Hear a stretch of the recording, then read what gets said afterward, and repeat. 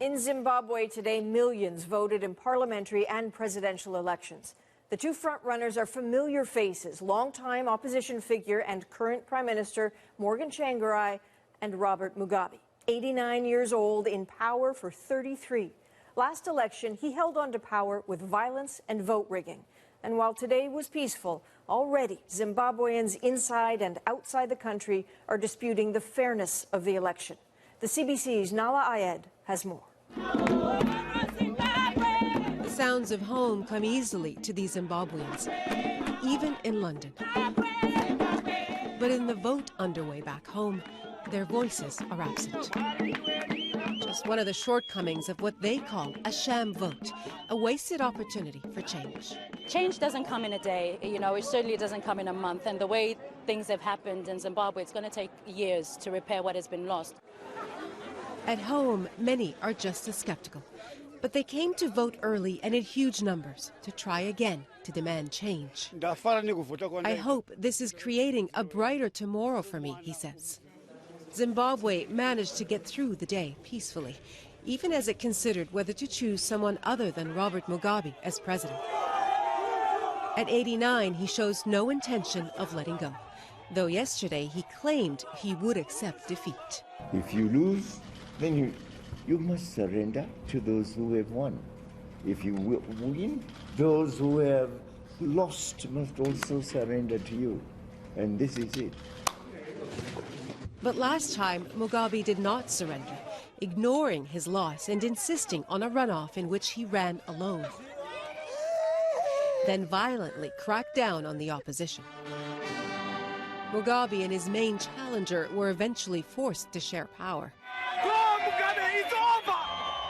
But Morgan Tsvangirai cautioned Mugabe won't just walk away. Don't believe that. He doesn't believe in the right of the people to choose. He doesn't believe that he can actually be voted out of office. And the only language the imperialists understood was that of the bullet. Mugabe has ruled violently and with impunity, fiercely anti-Western and backed by a powerful military. Army generals who have blood on their hands and a hand in the election's outcome, says this newspaper editor. They're terrified what will happen to them after Mugabe is gone, and they want to keep him there for their safety. And so a lot will depend on which way they jump. The opposition already accuses Mugabe of rigging the voters' list, of leaving out most eligible young voters altogether. This longtime observer is still mostly optimistic. It's going to be free-ish, it's going to be fair-ish, but it's got to be credible. So I think it's going to be partial, imperfect, messy, but I think it'll be a good enough result. A hard sell at Zimbabwe House in London, where the only ballot box is a stuffed one.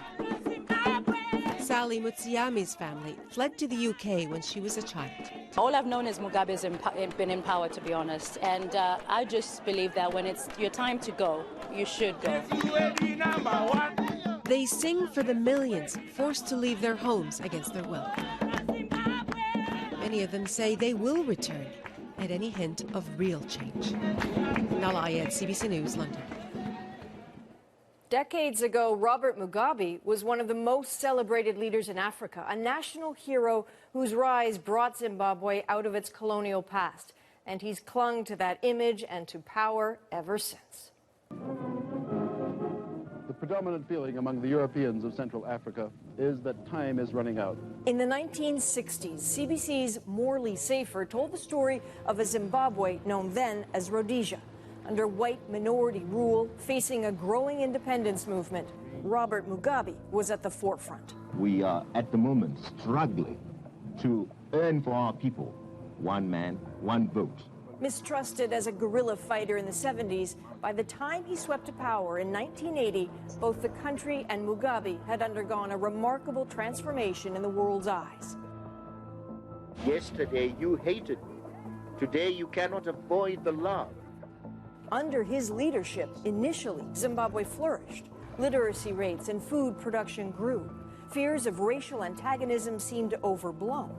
The white man, to a very large extent, believed that Mr. Mugabe was the most evil thing that could happen to this country.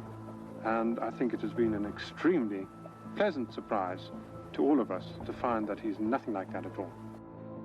Mugabe didn't sound like an autocrat. Criticism, which is constructive, must be welcome to any government. I can assure you that I am for criticism. And even while he crushed dissent and sidelined political rivals, he managed to earn international accolades, an honorary knighthood, a pat on the back from Prime Minister Brian Mulroney. In 2000, Mugabe fast-tracked land reform. Land reform became a matter of violent, often deadly seizures of farms owned by whites. I was arrested and thrown in jail and managed to get out and was given 36 hours to vacate the farm. Production fell, the economy collapsed, inflation soared into the triple digits.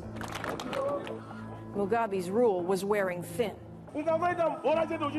Opposition figure Morgan Tsvangirai was gaining traction in elections. We've moved from a breadbasket to basket case. Mugabe hated the thought of losing power, hated it so much he turned to intimidation, violence, murders, vote rigging. Mugabe the savior became Mugabe the villain. He's hung on for 3 decades, has groomed no one to take over. His countrymen know what he's capable of doing to stay in control, which makes this election an exercise in hope and fear.